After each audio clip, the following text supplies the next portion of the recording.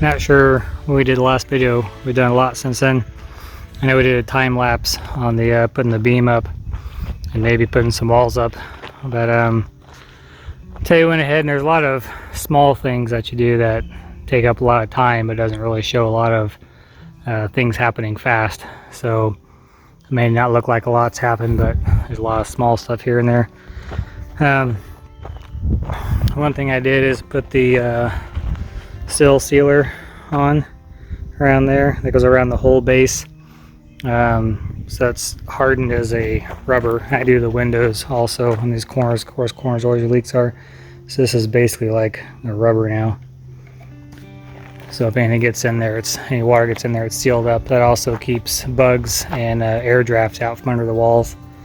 So we did the foam sill sealer underneath, and then we did the liquid rubberized on the outside. So that's good and sealed up. And then an entryway here, you are going to see some of that pink after we pour the entryway slab, but I plan on doing like a wainscoting in brick, so it'll cover everything up. I like to do wainscoting along the whole front.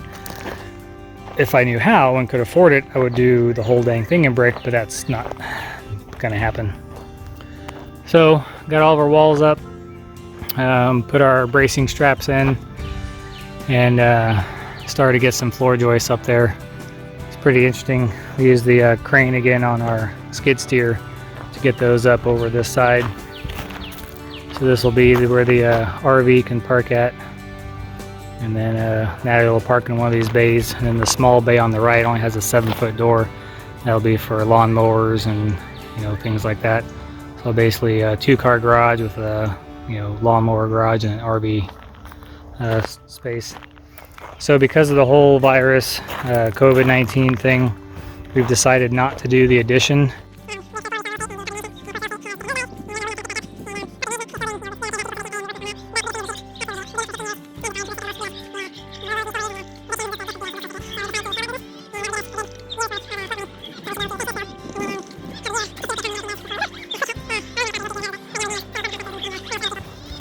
Oh, barn swallows. I really hope those barn swallows make a nest over here. I love barn swallows.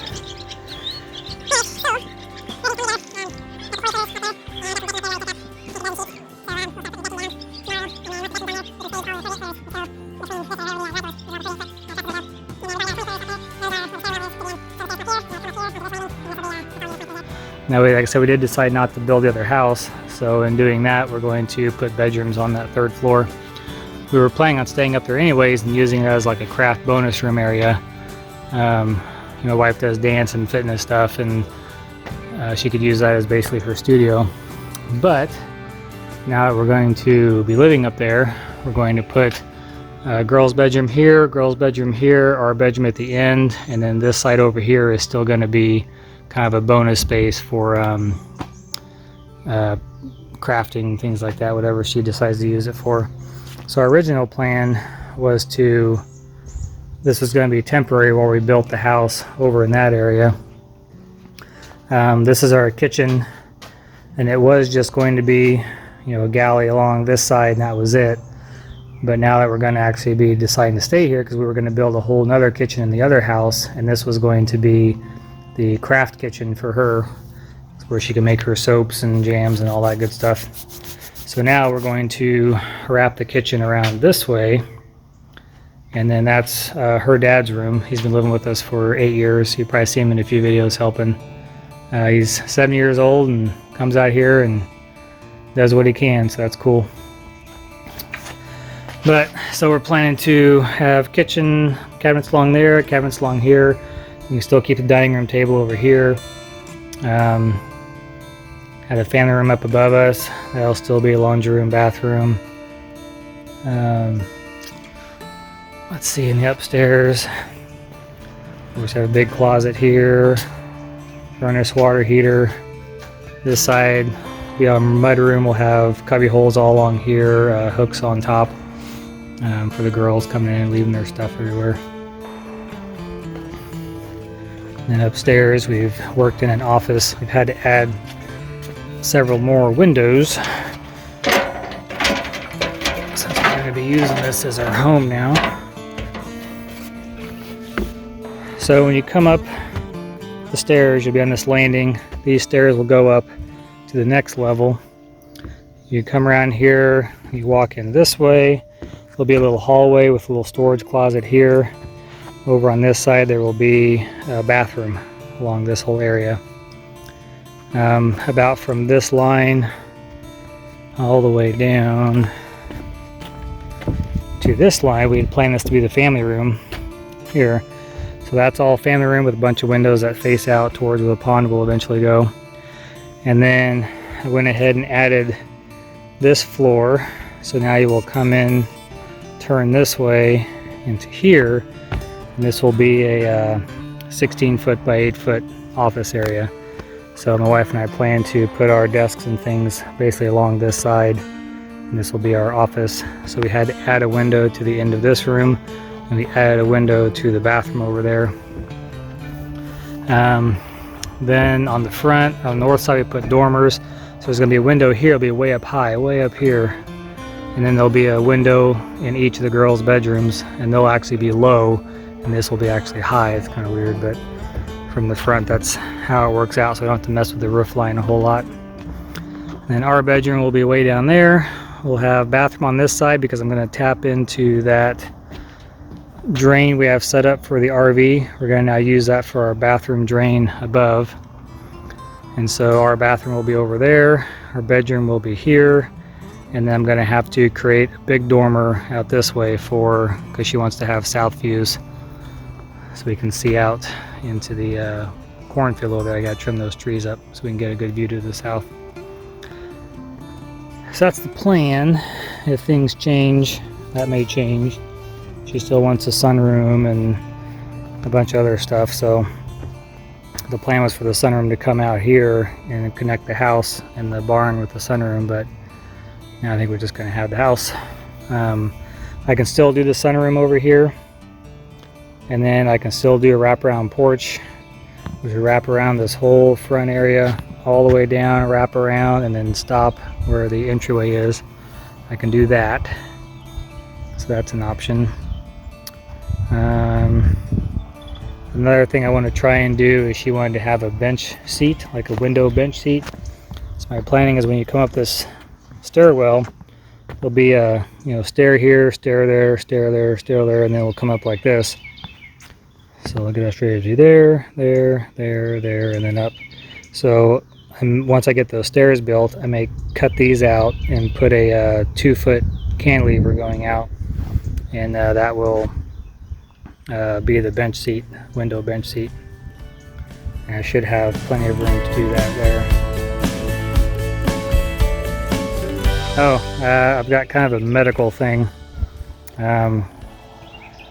So for as long as I can remember, my arms would fall asleep when I was sleeping. I'd wake up and they'd just be numb as could be. And this has been going on since high school. And it's gotten really bad now. So throughout my life in the military, turn around so you can see me. So throughout my life in the military, I spent 8 years in the Army Reserves and in the active. It was a mix of both. That, when I was in college, I was a tumbler for the university. So all the acrobats and things like that. I run a lot of like Tough Mudder races, things like that, where it's these 12-mile obstacle courses. Always that's taken a toll on me. So back to my arms falling asleep, I have nerve damage, whether it's carpal tunnel or just the median nerve damage, I'm not quite sure yet. But it's gotten to the point now where not only do my arms fall asleep at night, they hurt to the point where I can't sleep. It's, on a scale of 1 to 10, I've always been, even if I'm hurting, I've still always been like a 5 tops, maybe 6. Because I've always known there's got to be something that hurts more than what I'm feeling at that time. This is like a 9. I mean, I'm sure there's something more that could hurt worse than this, but this really hurts. So I'm going to have to get something done. If it turns out to be a carpal tunnel, which is an actual issue in the wrist, which makes sense because of all the tumbling and push-ups and things like that, my wrists have taken a beating and my wrists have always hurt, especially my right one, and that's the arm that's having the most issues right now. But it literally, I mean, just undescribable pain clear up in my armpit and into my shoulder blade. So got an appointment on next week. I'm not even sure what day it is anymore. I think today's Tuesday. So I think I got a doctor's appointment a week from now where try and figure some stuff out and get some more tests done. Luckily it's going to be raining next week, so that will help me out. So we got a little over 5 inches in the last rain. Who knows how much rain we're getting this next round. Right now they're, see, today's Tuesday, so I got a good working day tomorrow, partial working day on Thursday. It's supposed to start raining Thursday night, Friday, Saturday, Sunday, Monday, Tuesday, Wednesday. So we're getting another whole week of rain.